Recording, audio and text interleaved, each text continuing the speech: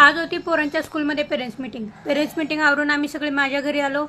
प्राचीला भाकरी करायला लावल्या, कारण का पोरांना सगळ्यांना आम्हालाच भूक लागलेली, कारण का आम्हाला यायलाच 1 वाजले घरी यायला. नम्रता वांग बटाट्याची मिक्स भाजी बनवायची होती, ती त्याच्या तयारीला लागली. मी भाकरी भाजून घेतल्या आणि एकीकडे भात लावला.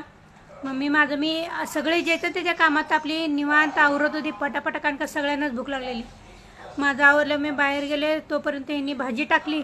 भाजी टाकून झालं, नम्रताने बाकीची भांडी वगैरे साफ वगैरे घासून वगैरे ठेवली. प्राची कसा कट्टा साफ करते, पण नंतर मला अजून साफ करायला लागणार, कारण का जेवणाची परत भांडी पडणार आहेत, परत भाजीची रिकामी वगैरे करायला लागणार. आता जेवूया म्हणलं पटकन. मग जेवायला आम्ही आधी पोरांना बसवलं, नंतर आम्ही पण जेवायला बसलो.